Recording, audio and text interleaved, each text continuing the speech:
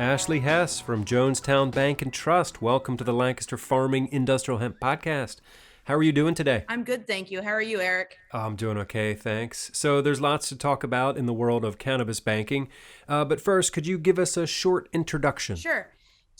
As you already mentioned, my name is Ashley Hess. I work for Jonestown Bank and Trust Company. I am the cannabis banking manager at JBT. We shorten Jonestown Bank and Trust Company to JBT. I have been with JBT since 2016 and actively in the cannabis banking role since March of 2018. Really have some years of experience in the cannabis industry and excited to talk to you today about that. Cool, yeah. So first, can you sort of give us the lay of the land here in Pennsylvania? Like what different sort of cannabis constituents are you dealing with, as clients? Sure. So JBT, we initially started as banking the cannabis industry, mainly focusing on the medical marijuana side. So medical marijuana has been legal in Pennsylvania since 2016 is when the law was signed. So we dipped our toe in the water in 2018 with medical cannabis. Then Pennsylvania also had the research pilot program for industrial hemp. So later in 2018 into early 2019, we started banking. And by banking, I mean we opened deposit relationships for the industrial hemp research pilot program. So it was the different growers across Pennsylvania. Then when the Farm Bill was legalized in 2018, legalized industrial hemp completely as a farm commodity, then we started opening that up to more of the growers in Pennsylvania, more of the processors as processors became licensed under Pennsylvania. And then also it brought in the CBD network. Mm-hmm. So all of the hemp derived CBD. So we are also offering relationships to anybody that is a wholesaler of CBD products or anything of that nature. All right. So everybody knows, I think everybody knows that cannabis industry has problems with financial services. Like what is at the core of that from your perspective? Yeah, so especially from the medical marijuana side, marijuana is still a Schedule 1 federally illegal substance. So a lot of banks are federally regulated, JBT included. We get the best of both worlds. We are both state regulated and also federally regulated.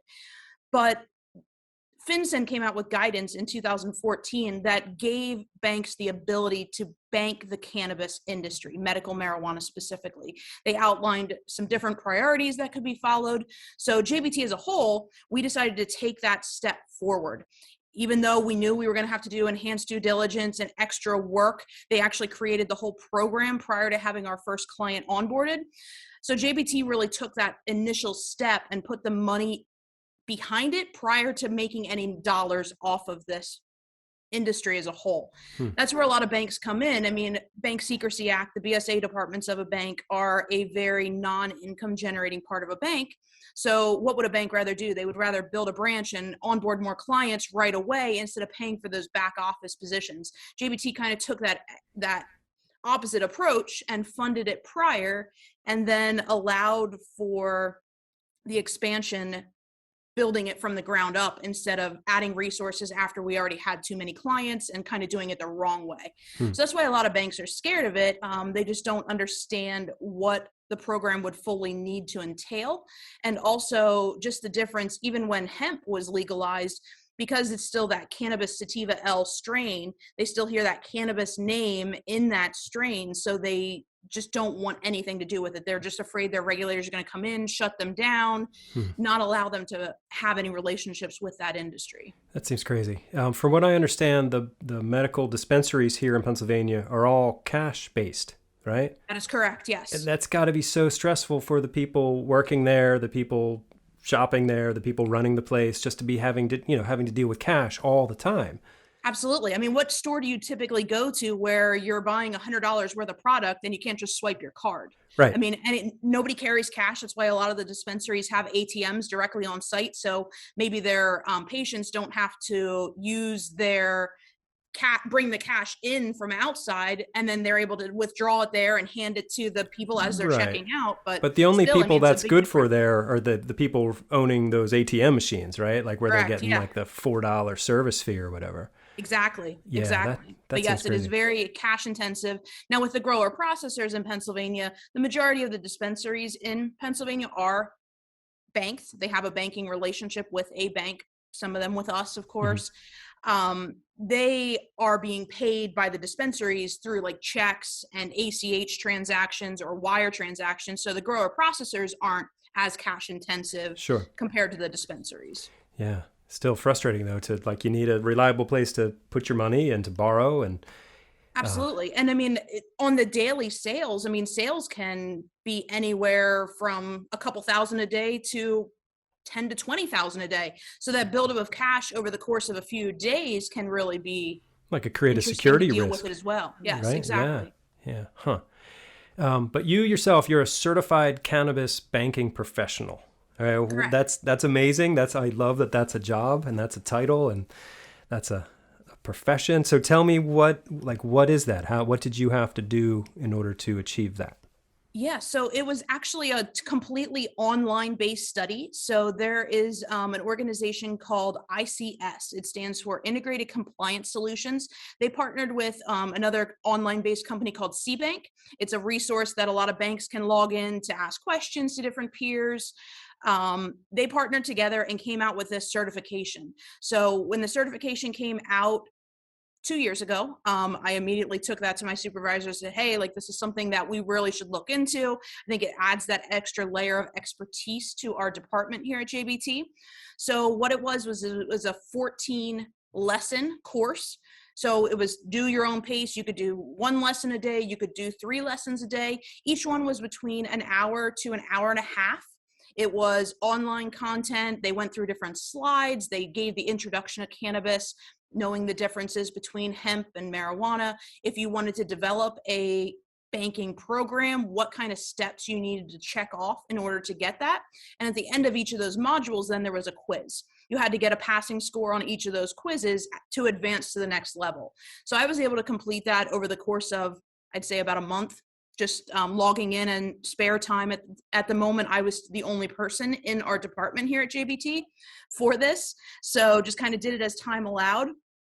And then in order to maintain the credits, I have to listen to one webinar each quarter over the next 2 years to accumulate 8 credits to maintain Okay. that certification. So it Right. is an ongoing certification as well. Cool. So do you still get a lot of farmers coming in who are saying that they're going to be getting into hemp and talk about some of the relationships you have with farmers in the area? Yeah, so it's been a little bit different. We're seeing more of the processors coming on right now since processors were the new one licensed under the Department of Agriculture. We are seeing a lot more processors. Some of the farmers that we've talked to, they've scaled back their operations in some regards just because they went full blown in the first year as soon as they could and then realized that they didn't have anybody to necessarily be able to sell all that product to get it processed, to get it to the market. So they've scaled back.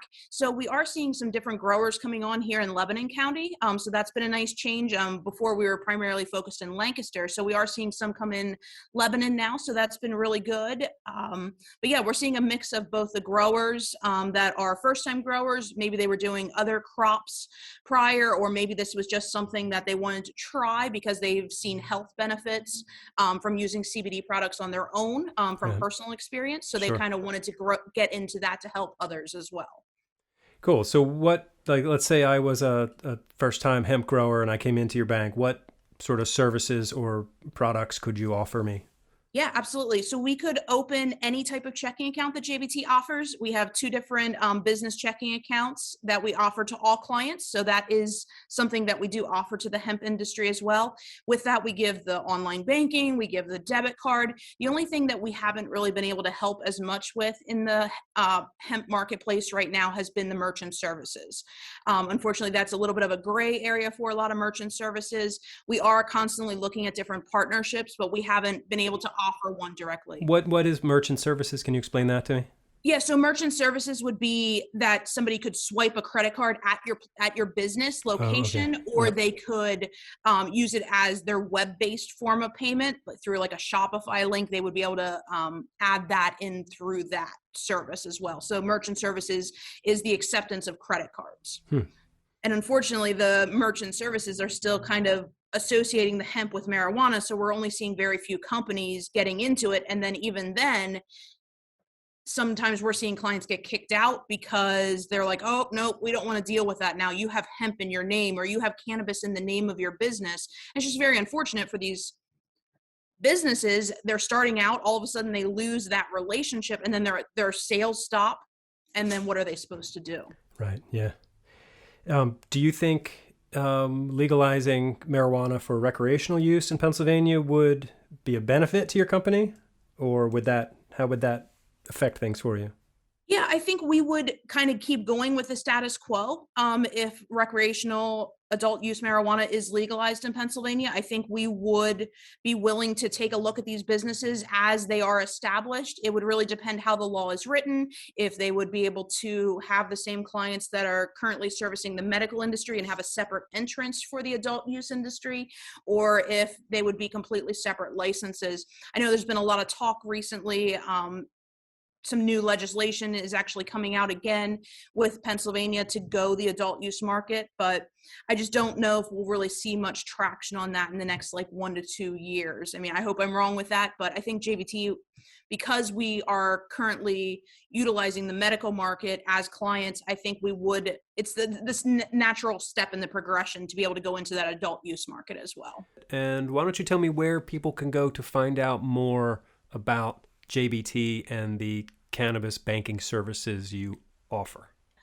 So JBT is located across Lebanon, Lancaster, and Berks counties in South Central Pennsylvania. So any of our branch locations, if you would go into one of those, they can start you on the process to getting in touch with our cannabis banking department. We also have a website. It is www.jbt.bank,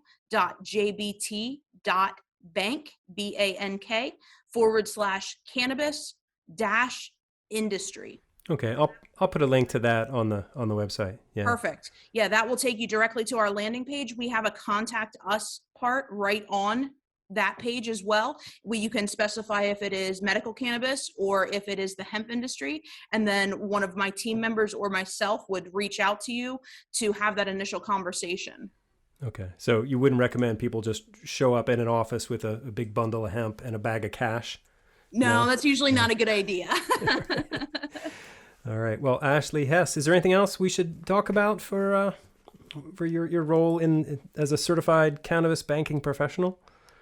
Something else we can cover? No? Not that I'm aware of. No, I mean, just that I'm proud of JBT for taking the stance in this industry and really opening its doors to this medical cannabis industry and also this hemp industry, where a lot of banks will just shut down those accounts as soon as there's any type of hearsay about their involvement in this industry, whether it be the legal hemp side or the medical cannabis. So I'm proud that JBT has taken those first steps forward and really is being a trailblazer in this industry. And we're happy to help all clients as they see needs. If you're with a bank right now and you are previously farming corn or soybeans and you've decided to delve into hemp, notification of your bank is very important as well. Don't let them find out before you notify them that you're in the hemp industry. Oh, that's good advice. Yeah. You will really see a lot of banks are just scared of it and they will automatically close your account. When they close your account, you're kind of at that 30-day window where what about your outstanding checks? What about your deposits? Then you have to rush to find a banking account. It's very important for self-disclosure, and that's why we've been there, and we are happy to help anybody that does run into those circumstances with having a bank closed, and let us help you. How about folks who are out of state? Yeah, so the neighboring states to Pennsylvania, we are starting to dip our toe in the water because we are we are only located in Pennsylvania. We mainly would like to focus on the Pennsylvania market. That's what a community bank does. They focus on the markets that they are involved in, but we have been looking outside of the state as we are able. Okay. So it's definitely worth a conversation. If you are out of state and listening to this and we could help you, feel free to reach out. Cool. All right. Well, Ashley Hess from Jonestown Bank, thank you very much for your time today. It's great talking to you. Yep. Thank you, Eric. I appreciate it.